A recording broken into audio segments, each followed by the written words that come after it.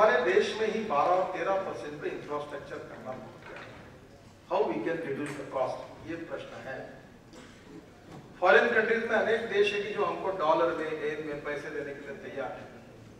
मेरे पास उसका अभी तक सोल्यूशन नहीं मिल रहा कि विदाउट इंटरेस्ट भी 0% से भी पैसे लाओ और फिर हेजिंग करने के लिए कॉस्ट है और हेजिंग नहीं करूँ तो क्या होगा, वो रिस्क लेने के लिए कोई मार्ग नहीं मिल रहा। अभी मैं शिपिंग में काम करता हूँ, हमारा $3000 ये इसका है शिपिंग का इनकम है, शिपिंग कॉर्पोरेशन इंडिया का।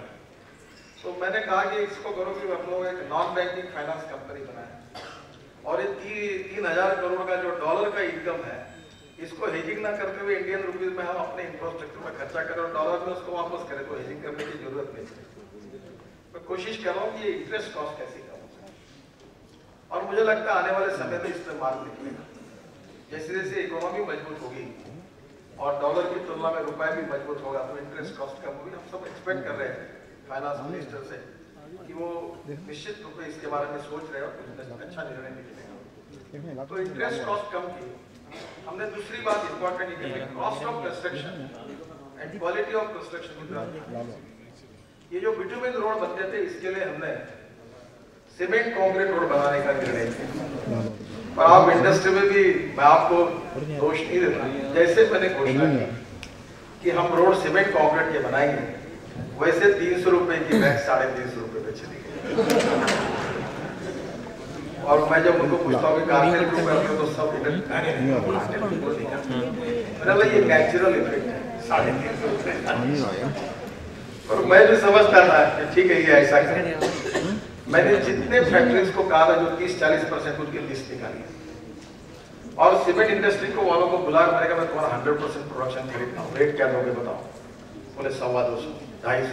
बोला 100 रुपए में देंगे। बोले क्या बात कर रहे हैं। बोला मुझे प्रोडक्शन कॉस्ट मालूम है इसलिए। और आपको ताज्जुब होगा, नाउ द टेंडर पूरा हो गया, ऑफर मेरे पास आई है और सीमेंट का lowest rate 120 rupees per bag हमको मिला।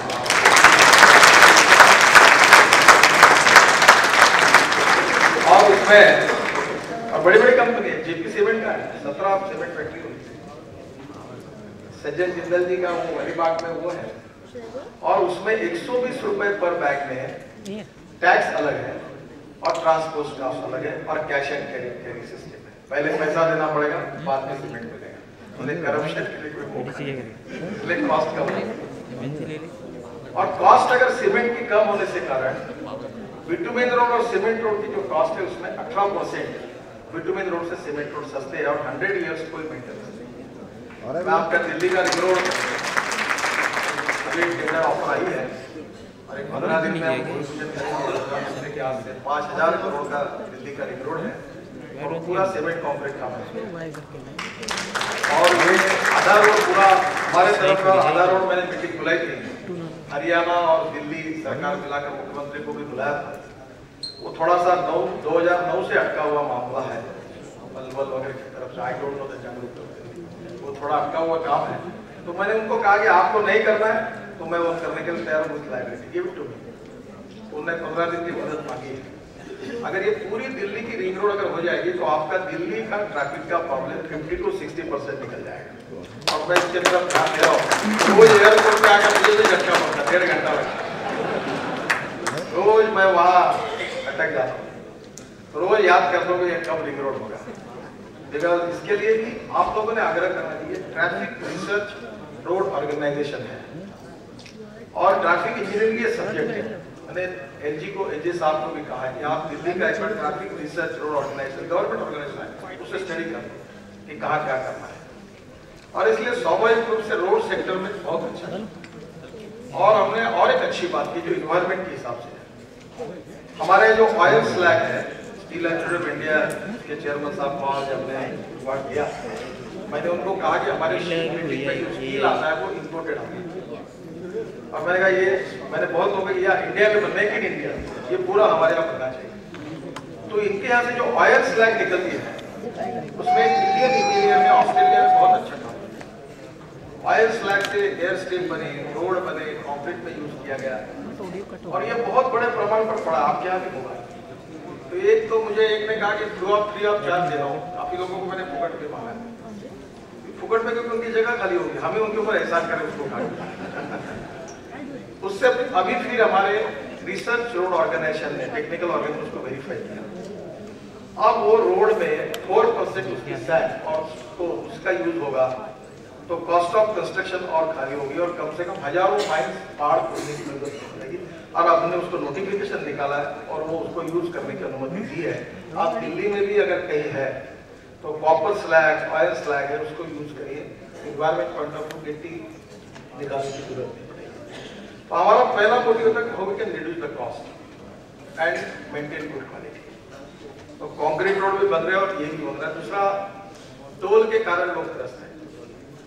अब दिल्ली से मुंबई जाते समय 18 टोल लगते हैं और एक टोल पर 10 मिनट रुकना पड़ता है। तो IIM कलकत्ता और ट्रांसपोर्ट कॉर्पोरेशन ऑफ इंडिया ने मुझे एक रिपोर्ट दिया है कि इसके कारण फ्यूल का 60,000 करोड़ का और जो ट्रक खड़े रहते हैं 10 मिनट एक एक जगह, इन्हें 3 घंटा और इसी में खड़ा होने में जाएगा, इसके कारण 26,000 करोड़ का, ऐसा देश में 88,000 करोड़ का हमारा साल का नुकसान होता है। मैंने आय बराबर उसके पीछे हम लगे। तो डिपार्टमेंट ने मुझे कहा कि हम लोग ये पूरा ई टोल करने के लिए हमको 900 करोड़ रुपए लगेंगे नया करना, मतलब आप मत करो। और हमने ICICI बैंक और एक्सिस बैंक को पार्टनर बनाया कंपनी को। आपको ताज्जुब होगा 900 करोड़ तो हमने खर्चा नहीं किए, ऊपर से 150 करोड़ साल का हमारा इनकम शुरू हुआ और उनके साथ हमारी कंपनी शुरू हो गई और 350 टोल में से 110 टोल ई टोल पर कन्वर्ट भी हो गए और अप टू दिसंबर हम पूरे कन्वर्ट कर रहे हैं। तो इसके कारण आपको टोल पर अभी कोई तकलीफ नहीं है। अब टोल के बारे में लोगों में बहुत नाराजगी है, हम अध्ययन कर रहे हैं कि उसमें हमको भी पैसा मिले और कैसा हो। तो हमने रोड के लिए अलग अलग इनकम ढूंढ रहे हैं। हम रोड पर जो जगह है उसमें transmission is a big problem. Power generation हो गया पर ट्रांसमिशन तो हम सोच रहे हैं कि छोटी उसमें कुछ स्ट्रक्चरल डिजाइन मुझे मिले कि टावर बनाने के बजाय केवल छोटा स्ट्रक्चर खड़ा करके 1200 kV तक की लाइन का ट्रांसमिशन हम कर सकते हैं। वर्किंग चल रहा है। गैस की पाइपलाइन, मैंने गैस अथॉरिटी ऑफ इंडिया को, चेयरमैन को कहा कि आपका पूरा गैस में 1 लाख किलोमीटर हमारे पास है, कोई लैंड एक्विजिशन नहीं, आप पूरा गैस की पाइपलाइन डाल दीजिए, ऑप्टिक फाइबर केबल डाल दीजिए। मैं जब 95 में मंत्री था तब मैंने मुंबई और पुणे के बीच में ऑप्टिक फाइबर केबल डाली थी, तो लोग बोलते क्यों डालते हो? आज उसका 30 करोड़ रुपए साल का इनकम है। तो optic fibre cable, gas line, electric line और अभी तो स्टील इंडस्ट्री को हमने INO को भी पाइपलाइन से ट्रांसपोर्ट करने की अनुमति दी। तो टोल के बजाय बाकी उत्पादन मिलाकर हम कुछ कर सकते हैं, हम सोच रहे हैं। और हम रोड साइड 2000 एमिनिटीज बना रहे हैं जिसमें हेलीपैड होगा, होटल्स होंगे, रेस्टोरेंट्स होंगे, वॉशरूम्स होंगी, कुछ दुकानें होंगी और निश्चित रूप से टूरिस्ट वहां जाकर रुक सकते हैं, जो फॉरेन में हम अक्सर देखते हैं। और ट्रक ड्राइवर्स के लिए ट्रक क्लब कर जैसे भी इंस्टीट्यूट बना रहे जो वहां आराम कर सकते हैं। तो स्वाभाविक रूप से इससे नया एम्प्लॉयमेंट खड़ा होगा। इसमें इकोनॉमिक वायबिलिटी है। हमने टेंडर निकाला था, उसका डिजाइनिंग का काम अवार्ड कर रहे हैं और जल्दी देश में ये सेक्टर खुल जाएंगे तो इससे नया एम्प्लॉयमेंट खड़ा होगा। और निश्चित रूप में रोड सेक्टर में अच्छा काम हो रहा है आप सबके। पर मैं एक रिक्वेस्ट आपको कि एक गलती हमने की जो मेरे हाथ से भी हुई है कि मैं रोड में लगातार रहा हूं पर मैंने कभी इनलैंड वाटरवेज का कभी अध्ययन नहीं। चाइना में 44% traffic, goods traffic and passenger traffic पानी पर है और हिंदुस्तान में 0.3% पैसेंजर और 3% गुड्स ट्रैफिक, 3.3। अगर आप रोड से जाओगे तो 1.5 रुपए खर्चा लगता है, रेलवे से जाओगे तो 1 रुपया लगता है और पानी पर जाओगे तो 30 पैसा खर्चा लगता है। अब इसलिए मैं आपको एक अनुरोध करता हूं कि अभी हम रोड ट्रैफिक को डिस्करेज करना चाहते हैं। हमारे देश में 5 लाख एक्सीडेंट हुए हैं, होते हैं साल, 1.5 लाख लोगों का मृत्यु होता है और मेरा डिपार्टमेंट उसमें से बहुत जिम्मेदार है। हमने रोड की क्वालिटी अच्छी बना दी पर अंडरपास, बाईपास, फ्लाईओवर सब निकाल दिए। तकलीफ हो रही। आप क्या ये हीरो होंडा के पास में एक बार गया था, मुझे रोड पर खूब एक्सीडेंट हो गए। अब उसको हम सुधार रहे हैं। हम लोग चाहते कि पानी पर हमारा काम शुरू है और मुझे बताते हुए खुशी हो रही कि पहली बार हल्दिया में जो कोयला आया, इंपोर्टेड कोयला, वो फराक करके पावर प्रोजेक्ट को हमने बार्जेस में बनाकर भेजना शुरू कर दिया है। अब हम वाराणसी से हल्दिया तक इनलैंड वाटरवेज को तुरंत शुरू कर रहे हैं, काम भी शुरू कर रहे हैं। 23 टर्मिनल बना रहे हैं, जैसे एयरपोर्ट है वैसे वाटर पोर्ट और सी पोर्ट हम बना रहे हैं। और पानी पर अब मुझे कठिन नहीं लगता कि पटना से कलकत्ता तक जल्दी आप जा सको, कोई कठिनाई नहीं है, मेरे ऊपर विश्वास है।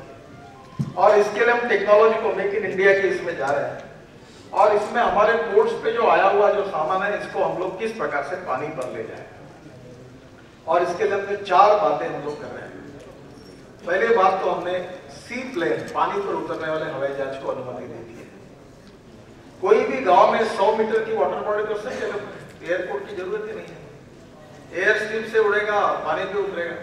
28 सीटर तक कैनेडियन और अमेरिकन कंपनी में काफी मैन्युफैक्चरर, मैं आपको अनुरोध करता हूँ कि आप जॉइंट वेंचर करिए और आप मेरे पास आइए, मैं आपको जितनी फैसिलिटी चाहिए सब देने के लिए तैयार हूँ। Make in India sea plane Hindustan में बनाइए, और उसको इतना पोटेंशियल है कि आप अभी अंडमान निकोबार में शुरू है, तो हमारे टूरिस्ट के लिए, टूरिज्म के लिए इसका उपयोग होगा। दूसरा, हैवरक्राफ्ट सबसे अच्छी कंपनी ब्रिटिश कंपनी है। मैं अभी राम सेतु देखने के लिए जब गया था तो मैं भी उस हैवरक्राफ्ट में ऊपर से नीचे से देख रहा था, तो मैं उसमें बैठ कर गया हूँ। इसकी स्पीड 60 किलोमीटर पर आवर से ज्यादा है। और ये जो ब्रिटिश कंपनी है, इन्होंने हमारे डिफेंस के लिए 70 अभी ये जो हैवरक्राफ्ट बनाने का काम उनको मिला। गोवा शिपयार्ड जो हमारी कंपनी उसको जॉइंट वेंचर कर रहे हैं।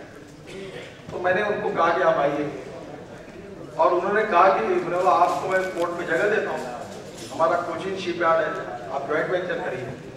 मुझे लगता है कि जल्दी हम लोग जॉइंट वेंचर करके हैवरक्राफ्ट इंडिया में बनाएंगे, तो उसकी जो कैपिटल कॉस्ट 65 करोड़ है वो 25-30 करोड़ से कम है, और 30 करोड़ से कम होगी तो economic viability, internal rate of return बढ़ेगा और लोगों को सस्ते में जाने के लिए फायदा होगा। मैं मुंबई से हूँ और समुद्र है, मुंबई में ऐसी ट्रैफिक जाम है, तो मेरा प्रयास है कि मुंबई में हम पानी पर ट्रांसपोर्ट सर्विस शुरू करें। तीसरे, कैटरपिलर, एक ऑस्ट्रेलियन कंपनी को मिला और उन्होंने लाइट वेट एल्यूमिनियम के कैटरपिलर बनाए। एक कैटरपिलर में 100 गाड़ियां, कार्स, 25 से 30 बसेस और 750 लोग बैठ सकते हैं। स्पीड है 70 to 80 किलोमीटर। अगर आप वैंकूवर में गए होंगे कनाडा में, तो आप जाते तो उसमें बैठकर आप जाते हो कैटरपिलर। तो पानी में हमारे नदियों को हम लोग इनलैंड वाटरवेज में डेवलप करना चाहते हैं। अब मैं मतलब ये यमुना का भी काम करना चाहता हूँ। यहाँ से वजीराबाद में एक बैरेज बना हुआ है, और वहां से आगरा तक, दिल्ली टू आगरा, ये पानी में सर्विस शुरू करने का प्रयास है, हमने योजना बनाई है। और ये अगर होगा तो ये रोड का ट्रैफिक कम होगा। अभी दिल्ली टू जयपुर अगर नया रोड बनाना है तो लैंड एक्विजिशन कॉस्ट 17,000 करोड़ है। It's not possible. तो हमने ये इनलैंड वाटरवेज को भी दिया। दूसरा सबसे इंपॉर्टेंट चीज है कि हमने एक बात तैयार की, सैटेलाइट पोर्ट तैयार किए 2। एक किया है हमने नागपुर के पास वर्धा में, सिंधी करके जगह, और एक औरंगाबाद में। अगर दिल्ली से मुंबई अगर हम रेलवे से जाते हैं तो जितना रेलवे की कॉस्ट है उससे ज्यादा मुंबई से औरंगाबाद ट्रक की कॉस्ट पड़ती है। हम रोड ट्रैफिक को डिस्करेज करना चाहते हैं। तो मेरे आपसे रिक्वेस्ट है कि पंजाब, हरियाणा, कश्मीर, हिमाचल, राजस्थान और दिल्ली, आपके पास समुद्र नहीं है, पर आप अगर मुझे बताइए कि जहां से एक्सपोर्ट इंपोर्ट होता है, मैं वहां ड्राई पोर्ट, सैटेलाइट पोर्ट बनाने के लिए तैयार हूं। डायरेक्ट आपका जो कंटेनर है वहां सील होकर डायरेक्ट शिप पर चला जाएगा, और रोड पर जाने की जरूरत नहीं, उसमें ट्रांसपोर्ट कॉस्ट भी बचेगी और तकलीफ भी बचेगी। तो हम ready for it, view with the location, तो आपका एक्सपोर्ट और इंपोर्ट आसान हो जाएगा। और इसलिए हमने कोशिश की है कि रोड के बाजू में, रोड और रेलवे के बीच में अगर ये सुविधा होती है तो बहुत अच्छा होगा। आज हमारे जो 12 फुट है इसको हम एक्सपांशन कर रहे हैं, क्योंकि पोर्ट को डेवलप किए बिना जीडीपी नहीं बढ़ना। और ये विषय बहुत निगलेक्ट है, तो ये दोनों सब्जेक्ट में भी ध्यान दिया। और तीसरा जो आखिरी का सब्जेक्ट है वो हमारा मोटर व्हीकल एक्ट है। हम लोग पोल्यूशन के हिसाब से और इंजन के हिसाब से सब फ्यूल को अलाउ कर रहे हैं। एक तो इथेनॉल, बायोगैस, बायोडीजल, ये देखो कैसी देश की विडंबना है। हमारे देश में जो पाम ऑयल इंपोर्ट होता है उसका जो रेसिड्यू निकलता है 5%, उससे जो बायोडीजल तैयार होता है, हम 12,000 टन बायोडीजल हम एक्सपोर्ट करते हैं, जो हमारे देश में अलाउ नहीं करते, और वो फॉरेन कंट्रीज में जा रहा है और हम लोग इंपोर्ट कर रहे हैं डीजल, पेट्रोल, गैस। तो हम सरकार के नियमों को बदल रहे हैं। तो मैं हमारे डिपार्टमेंट में जितनी बसेस हैं, आपके ये दिल्ली में वो सब्जी मंडी है, क्या नाम है उसको, आजादपुर के सड़े हुए फल फूल और सब्जी को अगर बायोडाइजेस्टर में डाल दे तो दिल्ली की 1000 बसेस बायो सीएनजी पर चलती है, बायोगैस पर चलती है। इतना उसमें पोटेंशियल है। तो मुझे ऐसा लगता है कि अब हम लोग इसको अलाउ कर रहे हैं। ये 1988 एक्ट में इंटरनेशनल स्टैंडर्ड के जो स्टैंडर्ड्स है उसको स्वीकार करके हम लोग ऑटोमोबाइल सेक्टर को पोल्यूशन के हिसाब से और इंजन के हिसाब से इंटरनेशनल स्टैंडर्ड की पैरिटी में ला रहे हैं और इसलिए नए सेक्टर कर रहे हैं। डीजल बस का कन्वर्शन इलेक्ट्रिक बस में करने के लिए हम लोग सोच रहे हैं, अभी वो सक्सेसफुल नहीं हुआ। मैं 15-20 दिन पहले लंदन में था, हिंदुजा जी की इलेक्ट्रिक बस में बैठा। हम लोग कोशिश करें, इंडिया में भी बहुत लोगों ने किया है, उनको हम लोग कॉन्फ्रेंस बनाने वाले हैं कि प्रेजेंट डीजल बसेस जो है, जो स्टेट ट्रांसपोर्ट के पास है, बहुत पोल्यूशन करते हैं, उसका कन्वर्शन हम इलेक्ट्रिक बस पर करें और उसको स्कूल बस और सिटी बस करके यूज करें। और शहरों की बस सर्विस जो है, जो कचरा है, सीवेज वाटर है, उससे बायोगैस तैयार करके बायोडीजल और इथेनॉल पर चलाएं ताकि 95% पोल्यूशन, कार्बन मोनोऑक्साइड हमने हिला दिया पूरा, हम प्रदूषण मुक्त हिंदुस्तान बनाना चाहते हैं। और इसलिए नई नई टेक्नोलॉजी को इंकरेज करना चाहते हैं। Digital India, technology, innovation, entrepreneurship, इन सब बातों को बढ़ावा देना चाहते हैं और टैक्स सिस्टम को सिंप्लीफाई करना चाहते हैं। मेरा विश्वास है कि आने वाले समय में इसके परिणाम मिलना शुरू हुआ है और अच्छे परिणाम मिलेंगे, पर इसके लिए आप लोगों की मदद की बहुत आवश्यकता है। इनोवेशन में, टेक्नोलॉजी में नया नया कैपिटल लाकर उसमें इनिशिएटिव लेने में आप ही लोगों को आगे आना होगा। जिसका राजा बिरबारी, उसकी जनता बिगाड़ी। राजा ने कभी धंधा नहीं करना। We are only suppose to control the policies and execution. मैं मजाक में स्टील अथॉरिटी ऑफ इंडिया का अच्छा उदाहरण है, इनको मैं अभिनंदन करूंगा। बाकी हमारा हाथ बहुत खराब है सरकार का, जहाँ हाथ लगाते वो गोल्ड माइन को भी हम लोग गड्ढे में डाल देंगे। कल इंडियन मीटिंग की डिफेंस मिनिस्टर का दरिया, तो ये देखिए 70,000 करोड़ के हवाई जहाज। अब मैं रोज प्लेन में उतरता हूँ तो मुझे बड़ा दुख होता है। जैसे हमारे यहाँ वो बोले के दिन बैल जैसे लाइन में खड़े करते, वैसे वो हवाई जहाज खड़े। 70,000 करोड़ बहुत से खड़े, पायलट नहीं है, कोई स्टाफ नहीं है, क्या मालूम है। 70,000 करोड़ और एयर इंडिया का बैट बजा बच्चा। इसका कारण इतना बड़ा कर्जा लेकर उसको बैच चालू है, इनपुट्स नहीं। ये जितने पब्लिक प्राइवेट सेक्टर में इफिशिएंसी आ सकती है उतनी गवर्नमेंट में भी आ सकती है, और इसके अपवाद बहुत कम है। और इसलिए we are suppose to make the good policies and execution, और आप उसके आधार पर नए उद्योग को शुरू करें, यही अच्छी नीति होगी। मुझे लगता है कि आने वाला समय बहुत अच्छा है। Water, power, transport and communication, ये चार ही चीजों की तरफ सरकार का ध्यान है। इकोनॉमिक रिफॉर्म की अनेक बातों को हमने आगे लाया है, कुछ बातें भली की है, धीरे धीरे करेंगे। ये लेबर रिफॉर्म की वगैरह बात पर मैं कुछ बोलूंगा नहीं और कुछ करूंगा नहीं। देखो, मैं आपके सामने इसलिए आया कि मैं मंत्री हूँ। अगर मैं ऐसा कोई काम करूंगा कितना भी अच्छा, जिससे मैं मंत्री नहीं बन पाऊंगा, ना एमपी नहीं बन पाऊंगा, तो आप थोड़े मुझे बुलाने वाला। देखो, आदर्शवाद और पॉलिटिकल सक्सेस, इसमें बड़ा अंतर है। हम जरूर, हमारी कुर्सी स्टील हुई तो चलेगा, पर नीचे गिर जाएगी इतना होगा तो गड़बड़ हो जाएगी।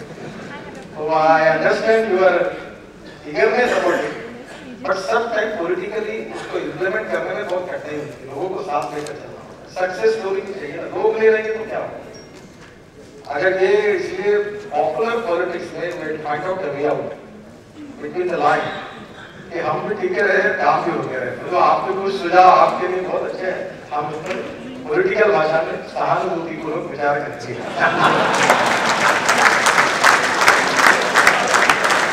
बहुत सी बातें जो है उसको जरूर इम्प्लीमेंट करेंगे और बाकी बातों पर जरूर विचार करेंगे। Thank you very much.